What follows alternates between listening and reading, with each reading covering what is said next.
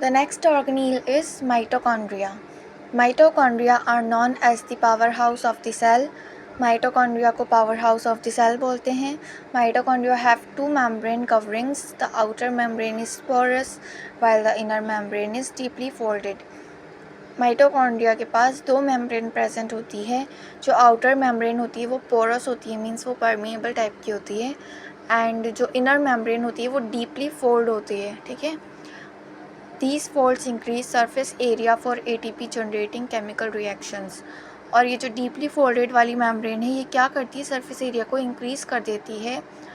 किसके लिए? Chemical reactions के लिए जिनमें ATP जनरेट होती है. The energy required for various chemical activities needed for life is released by mitochondria in the form of ATP.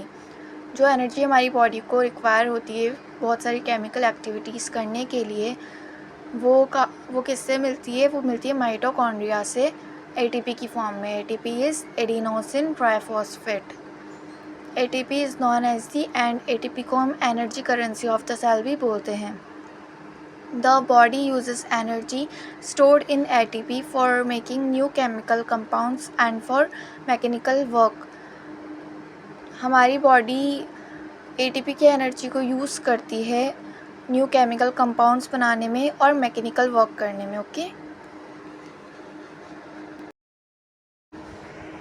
Now mitochondria are strange organelles in the sense that they have their own DNA and ribosomes. Mitochondria जो है वो strange ऑर्गेनील से क्यों? Because उनके पास खुद का DNA and ribosomes present होते हैं. Therefore mitochondria are able to make some of their own proteins. That's why mitochondria जो है वो खुद के प्रोटीन्स खुद बना सकते हैं. So the next organelle we are studying about is plastid. So plastids are present only in plant cells. ये only plant cells में मिलते हैं. There are two types of plastids, chromoplast and leucoplast. Plastid two types के होते हैं. Chromoplast जो कि coloured plastid होता है, and second one is leucoplast जो कि वाइट या फिर कलरलेस होता है. Chromoplast containing colour the pigment chlorophyll are known as chloroplast. वो क्रोमोप्लास्ट जिनमें क्लोरोफिल पिगमेंट पाया जाता है उन्हें क्लोरोप्लास्ट कहते हैं. Chloroplast are important for photosynthesis in plants. ये फोटोसिंथेसिस के लिए इम्पॉर्टेंट होता है जो कि प्लांट्स में होता है. And chloroplast also contain various yellow और orange pigments in addition to chlorophyll. और क्लोरोप्लास्ट में क्लोरोफिल के अलावा येलो और ऑरेंज पिगमेंट्स भी पाए जाते हैं. Leucoplast are primarily organelles in which materials such as starch, oils and protein granules are stored.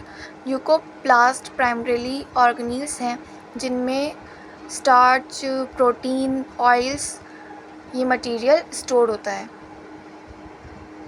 Okay. The internal organization of the chloroplast consists of numerous membrane layers embedded in a material called the stroma. These are similar to mitochondria in external structure. Like the mitochondria, plastids also have their own DNA and ribosomes. इसका जो internal organisation होता है chloroplast का, उसमें बहुत सारे membrane layers होती हैं जो कि एम्बेडेड होती है एक मटेरियल में जिसे स्ट्रोमा बोलते हैं. ओके. और इस स्ट्रोमा का स्ट्रक्चर माइटोकॉन्ड्रिया के स्ट्रक्चर से के जैसा दिखाई देता है. Okay. Like the mitochondria, and mitochondria की ही तरह प्लास्टिड के पास भी खुद का DNA एंड राइबोसोम्स होते हैं.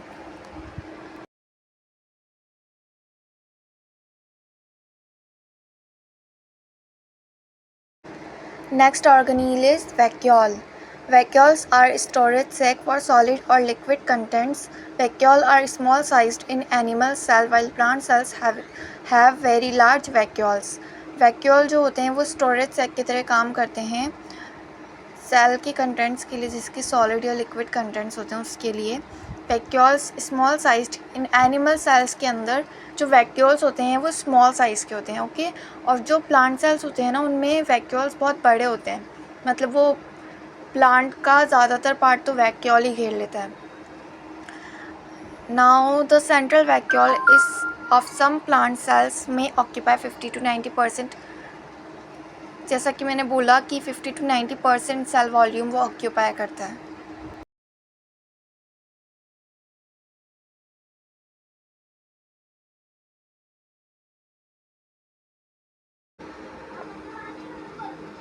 In plant cells, vacuoles are full of cell sap and provide turgidity and rigidity to the cell. Many substances of importance in the life of the plant cell are stored in vacuoles. Plant cells में जो vacuoles होते हैं वो cell sap से भरे होते हैं और वो सेल को turgidity और rigidity मीन्स हार्डनेस प्रोवाइड करते हैं. बहुत सारी सब्सटेंसेस जो कि इम्पॉर्टेंट होते हैं एक प्लांट सेल की लाइफ में वो भी इसमें स्टोर होते हैं, जैसे कि अमीनो एसिड्स, शुगर्स, बहुत से ऑर्गेनिक एसिड्स और कुछ proteins. In single-celled organisms like amoeba, the food vacuole contains the food item that the amoeba has consumed. और कुछ सिंगल सेल्ड ऑर्गेनिज्म जैसे कि अमीबा में जो फूड वैक्यूल होता है वो फूड रखता है एंड अमीबा हैज़ जो कि अमीबा ईट करता है. इन सम यूनिसेलुलर ऑर्गेनिजम्स और कुछ में स्पेशलाइज्ड वैक्यूल्स प्रेजेंट होते हैं जो कि इम्पॉर्टेंट रोल प्ले करते हैं एक्सपेलिंग एक्सेस वाटर को बॉडी से बाहर निकालने के लिए और वेस्टेज को भी बाहर निकालने के लिए from the cell. Each cell thus acquires its structure and ability to function because of the organization of its membrane and organelles in specific ways. So जो सेल होता है वो अपने structure and ability to function acquire करता है. क्योंकि किसकी वजह से, जो उसकी मेम्ब्रेन और ऑर्गेनील्स होते हैं उसके ऑर्गेनाइजेशन की वजह से. Okay, the cell thus has a basic structural organization. This helps the cells to perform functions like respiration, obtaining nutrition and cleaning of waste material or forming new products. Means ये basic structural organisation होता है एक cell का जो help करता है उसे respiration में, न्यूट्रिशन ऑब्टेन करने में, वेस्ट को क्लीन करने के लिए और न्यू प्रोटीन्स बनाने के लिए. Okay, thus the cell is the fundamental structural unit of living organism. It is also the basic functional unit of life. So the cell is structural and also functional unit of life.